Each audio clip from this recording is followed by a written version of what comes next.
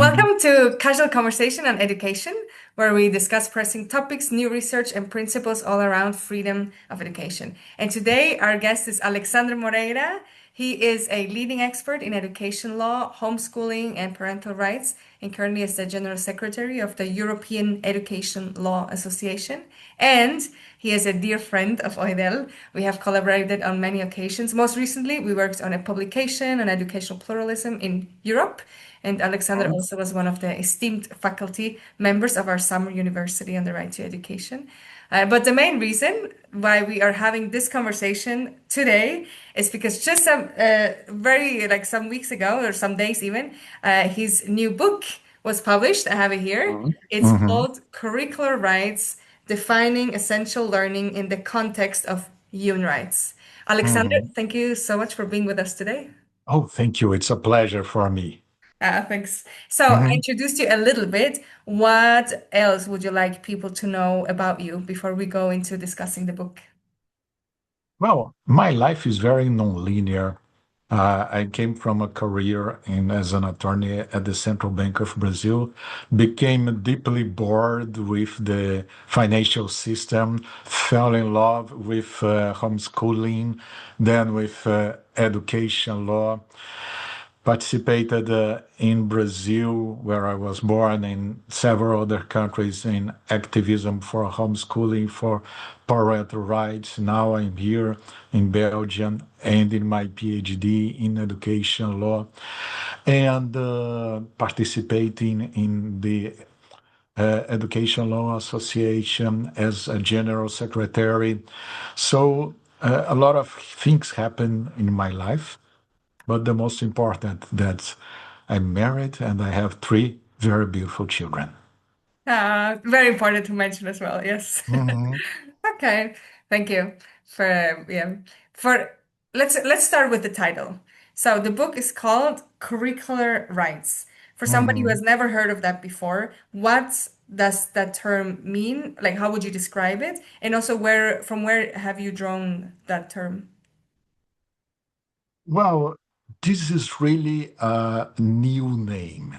I didn't draw from anywhere. I basically invented the term just to say one very basic thing. What is a curriculum?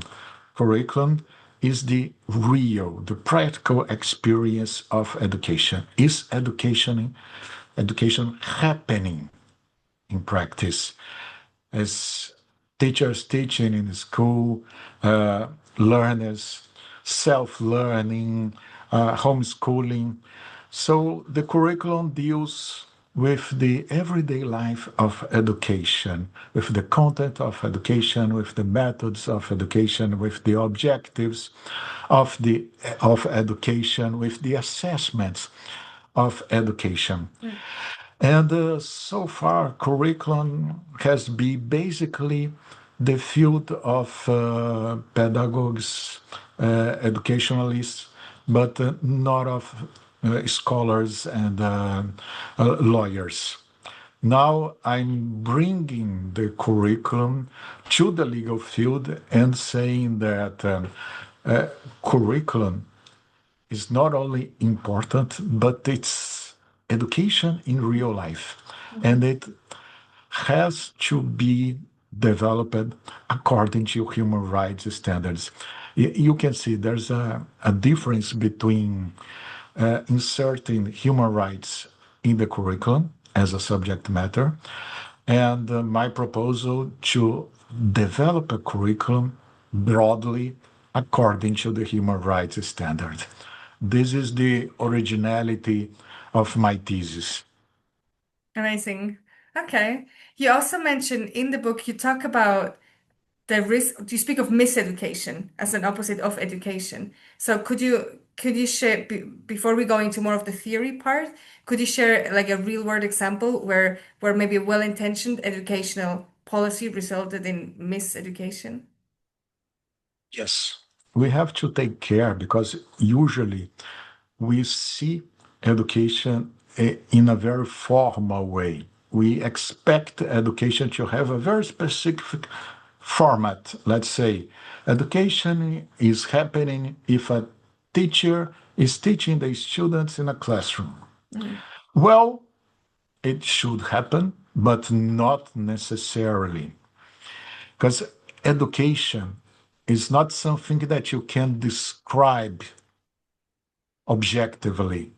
It's something that you only define by its finality. mm, And what is the finality of education? The integral development of the learner. So, if an experience contributes to this holistic development of the student, we are talking about an educational experience. If does not contribute at all, it's just a neutral experience, and we can say it's a total waste of time. mhm, But miseducation is when the experience is regressive. That means it's not only not contributing to the development of the child, but it's regressing this development. For example, we we use a lot nowadays standard testing. mm, And in several countries, policymakers take it very seriously, the use of these standard testings. What is the problem? And is that they become the very objective of the school system. What is the school for today, most of the world? To teach for the test, mm, not to educate, to develop the children. mm, Then what you internalize, you learn that education is something bureaucratic, mm, that you have to fill the requirements to go to the next stage, even though it has not benefited you in any way. mm, So the educational system here in most of the world imbues the student with a bureaucratic mindset. mhm, It's just some requirement to be fulfilled to get to the next stage, but the person is not developing in any way. mhm, mhm. Yeah. You also you write related to that. You write that education is an ethical process, no, not just technical instruction. So, what maybe do you want to add to that? Like, what dangers do you see in treating yeah, also like education as just like this, yeah, as that just like this technical instruction. Maybe we could even go if we go a step further. If it's just that, some may say it's neutral or value free, and it's just something we have to get done. What's the danger there? Uh, my position is very clear. Education, by definition, cannot be neutral and value free. Education is an ethical, a cultural, and even a spiritual enterprise because we are aiming at developing human beings according to some ethical guidelines. What kind of human beings you want to have in the end? This is the greatest question of all in education and very seldomly asked. Let me say otherwise. Who do you want to be when you grow old? Which kind of person do you want to be? Mhm, And people usually say, oh, let's have more quality in education. And what it means in the end, doing the same things in a more efficient way. mhm, So let's suppose that, okay, let's do the same, but in a better version, more efficient. Let's suppose that in the end, the student will learn everything that has been taught in school and will never forget, like magic. Well, in the end, what will we have? We'll have very learned people with extensive knowledge, but are they really developed Mm, in ethical, spiritual, social, physical, and mental ways? Or they just accumulated a lot of information? mhm, Because if you say, oh, we need to be like living libraries, need to have all the maximum information possible. Okay, and I ask, for what? What's the final aim of this? mhm, All pretension of neutrality hides an agenda. This is very important for us to understand. mhm, This agenda can be, between brackets, right wing, let's say economic efficiency. Let's make people study a lot of math, STEM science in order to develop the economy, or even left wing saying, well, we should increase conscience about the oppression of society. Students should be agents of change. But this is not the issue.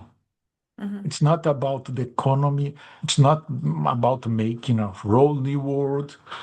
It's about human dignity. I mhm, mean, what is best for the learner, and indirectly, what is best for society. mhm, So every time when someone tells about neutrality in education, they are hiding a project for education. mhm, And we should unveil this project and say, no, there's always some value in education. mhm. Yeah, yeah. It's so interesting because what you do, or when you talk with us in the book, no, you kind of integrate philosophy and pedagogy, but also law. So if you look at those three, which of these fields do you think right now has the most urgent work to do to kind of repair the education system worldwide? Okay. Well, when we talk about education, we have to consider philosophy, which is the base for everything. If we act forgetting philosophy, we literally don't know what we are doing. Education itself is a specific field of experience and theory, very important also. And education and philosophy always work together.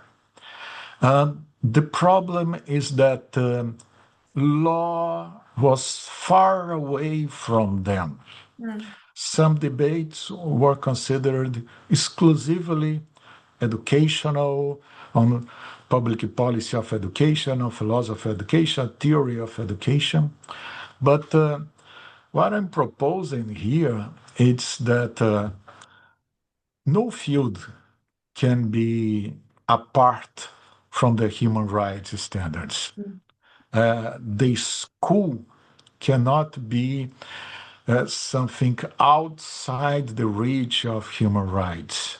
Education cannot stay away from human rights standards. mhm, So, law, most specifically education law, more specifically yet, the human rights law in the curriculum mhm, must guide education and the philosophical choices. mhm, Because these choices, these philosophical choices, these fundamental choices were already made in the human rights treaties.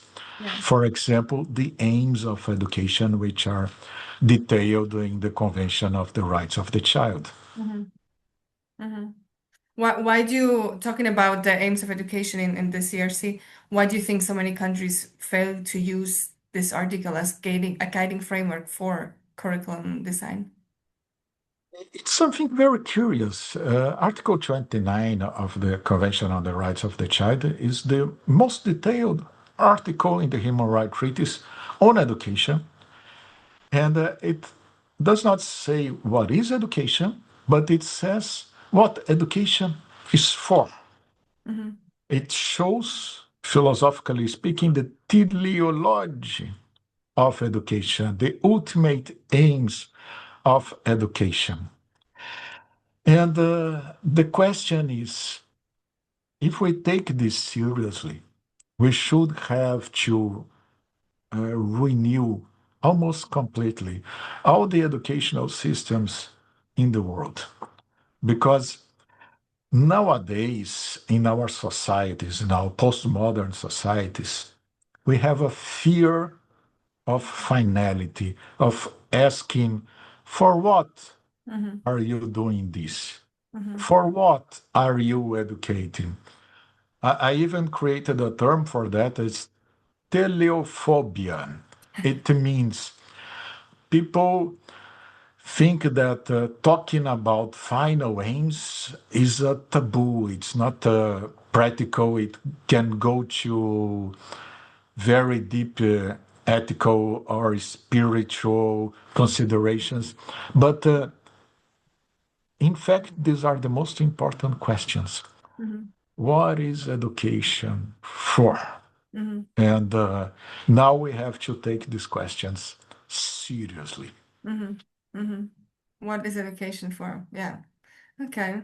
Um, maybe let's one thing I'm gonna jump here a bit, but Please. to just to because I saw something that I found so interesting. You talk about also the idea where you just mentioned now, no, that we have to integrate or get this human rights perspective also in education. We cannot not have like two separate parts. It has to be integrated. And you talk about in the book, there's a chapter called The Right to Literacy. And I also found that interesting. I never put those two together. So literacy in general plays a central role in your theory. Why do you see a literacy as a human right rather than merely like a learning outcome? Yes. I would like to make a provocation. Okay, People go for it. always talk about polemic stuff, let's say citizenship education, social emotional learning, sex education. Do you think learning math should be a human right? Okay, Mathematics. I guess, yeah. Because it serves the aim of education, which is defined by the human rights and its development. And I guess maths should be it helps for the development, no? Okay, okay. You are totally correct. Oh, But good. isn't it strange that nobody before asked this kind of Yeah. fundamental questions? Let's go to the very core, to the basic content of education. And the basic content of education, which allows for all other contents to be learned, is literacy. It's learning how to read, write, and at least do some arithmetics. Mm, This is the window to understand every other kind of knowledge and to understand the world. And what is the problem nowadays? People have a very horizontal view of education. In the mean, what I mean, if you know a lot of things just in the surface, you'll be oh, a very learned person. mhm, But maybe it should be the other way around, a vertical view of education in which you don't know so many things, but the things you know very deeply. mhm, And the problem today is not exactly illiteracy. At least in developed countries, almost everyone is literate in some ways. mhm, Is that we don't know how to really engage with literacy, with books, with the digital media. We don't really know how to make these things contribute to the most important thing of education, to the most important finality of education, which is human flourishing, mhm, for you to be the best version of yourself. mhm, Simple as that. mhm, And The right to literacy is the right to have this capacity to understand all the symbolic world with letters, numbers, symbols in general, to understand better the real world and yourself. Mm-hmm. Uh, this is much deeper than people think usually. Yeah. For example, I talk about a very common problem in developed countries, which is illiteracy, Mm-hmm. not illiteracy. Illiteracy means having literacy, but choosing not to use it. Mm-hmm. That means people learn very well how to read and write, but almost don't read and write anymore. Well, that's something Yeah. very wrong when people voluntarily choose not to engage actively Mm-hmm. with this rich world of symbols that we developed Mm-hmm. as human beings. Mm-hmm. And in the end, literacy and education are just instruments. Instruments to what? Human flourishing. You Mm-hmm. understand the symbolic world, to understand the real world, understand yourself, and to have a fulfilling life. Mm-hmm. So, the central message is that we should come back to the basics and go very deep in the basics. Mm-hmm. Uh, Another provocation would be everyone has the human right to appreciate Shakespeare. Mm-hmm. I mean, not to read only, but to appreciate, to have joy in reading the best that was written by humanity. Mm-hmm. Is that a question? No, no, no, no. Ah, Just okay. another provocation. Yeah, okay. Okay, very good. I think you have a lot of, yeah, like thought-provoking in the best way. Yeah, and I Mhm. think what you say now kind of go back to the basics. Okay, what are the aims of what we're doing, and what is, and I think your work kind of draws everybody or challenges everybody to go one step deeper into the whys and the what, why, and what for you mentioned before as well. Yeah. And Mhm. with that, also, you say we have to stay at the basic or go back, but then there's also new realities, right? So, of course, for example, digitalization, it is one of the global paradigms you analyze in the book. Do you think digital education risks undermining human dignity, or can it serve the aims of education if it's used, or if it's used and regulated properly?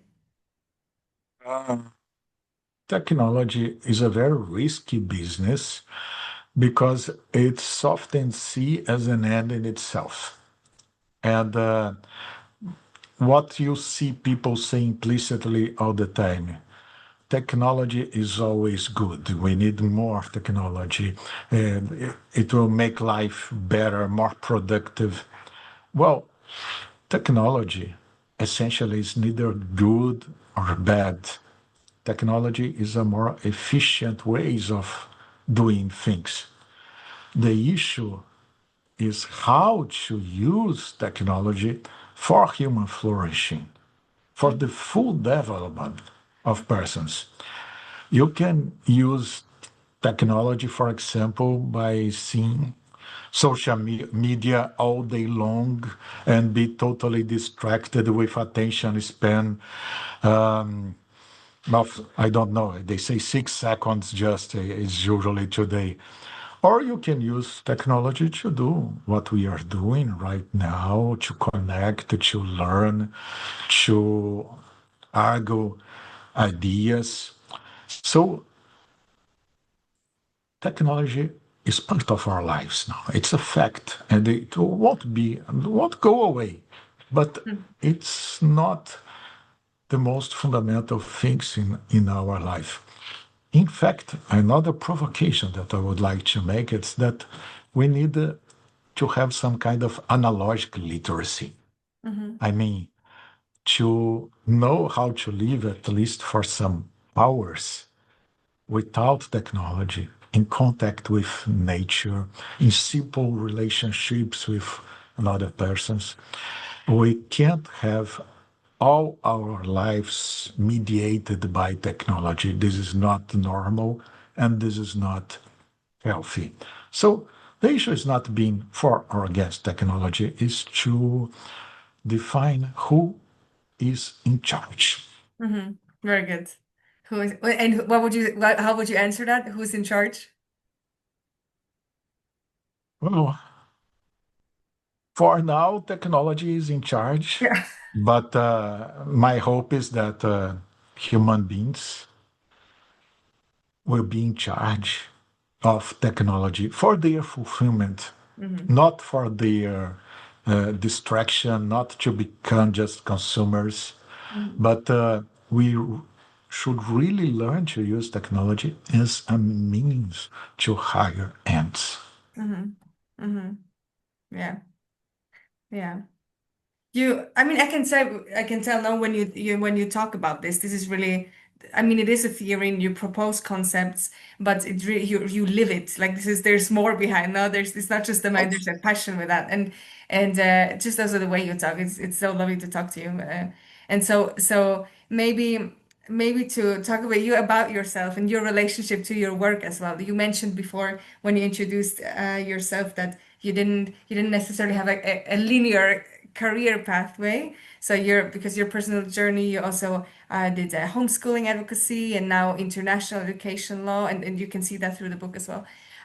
How maybe a bit more personal, but how has your life story influenced the academic argument of the theory of curricular right that you are Well, proposing? okay, all over my life, I've had a conflicting relationship with academia Okay. because academia has the tendency to look inside itself and to live for itself and sometimes forget the real problems of society. Hmm. And very slowly, I tried to surrender myself to academia.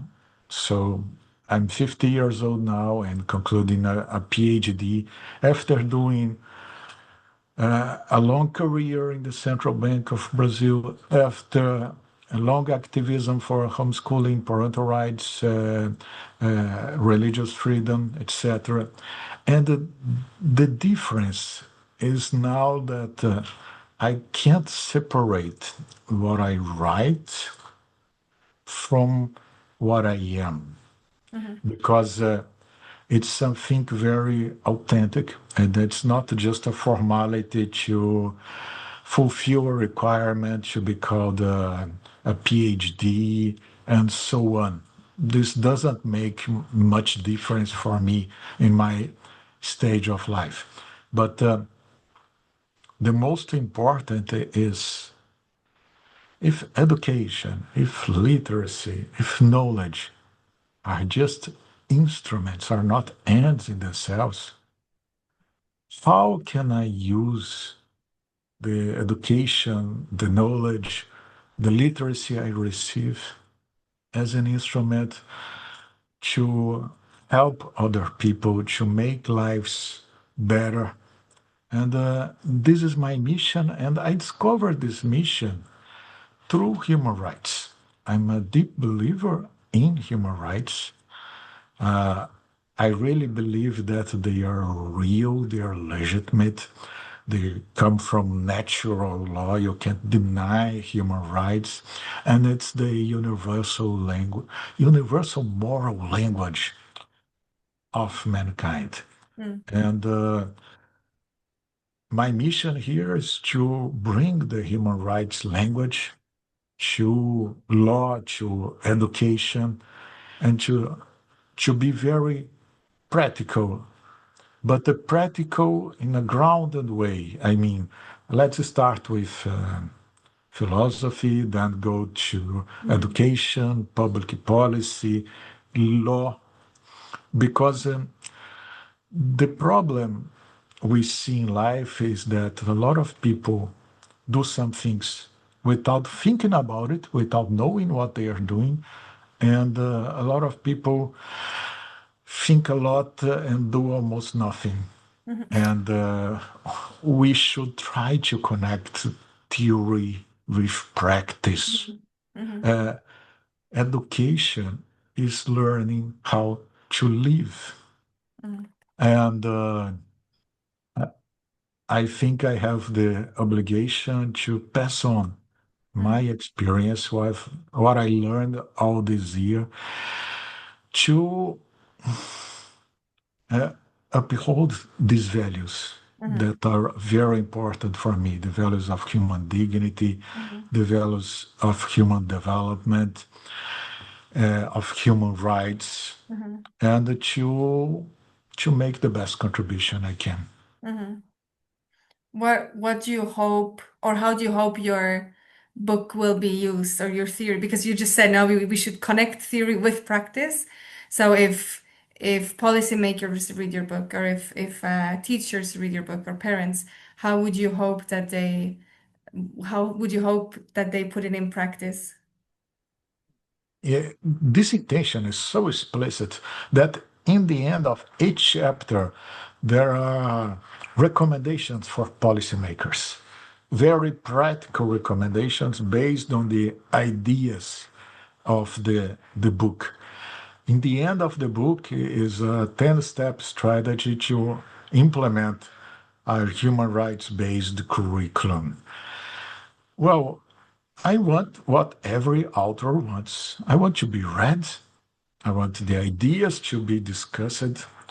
But the most fundamental idea is that it's possible to build a curriculum according to human rights standard.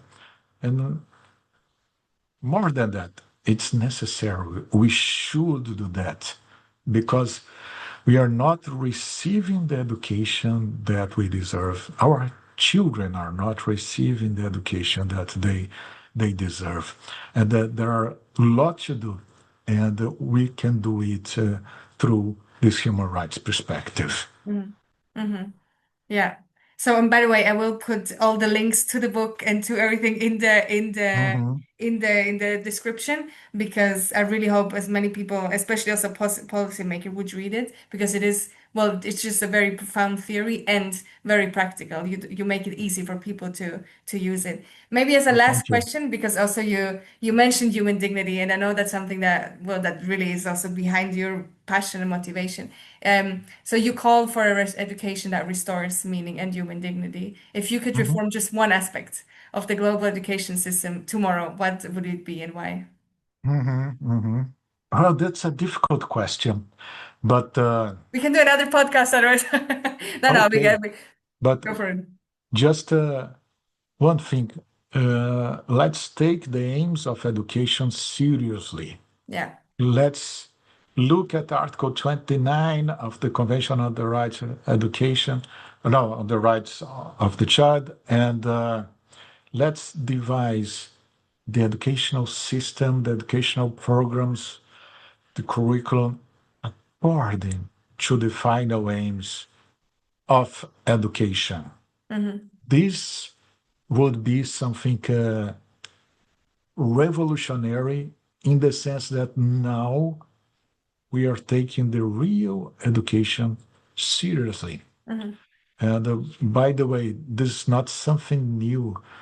The Convention on the Rights of the Child is from 99, and the first general comment on this convention was about the aims of education. So it's been already more than a quarter of a century that this was defined and demanded, but now it's time to take it seriously, Hmm. the aims of education. Hmm. Everyone should think how should an education would be like if it's developed according to the aims of education. I Hmm. think it would be something very different Hmm. than we see today. Hmm. I think that's a great last word. Let's take the aims of education Seriously. Thank you so Yeah. much, Alexandre. Oh, thank you. It's I a wish you pleasure. all the best well, I hope a lot of people will read the book, and I'm sure this is not the last conversation that we had about this Mhm. topic. Yeah. Thank you. Thank you very much. Bye bye. A Bye pleasure. bye.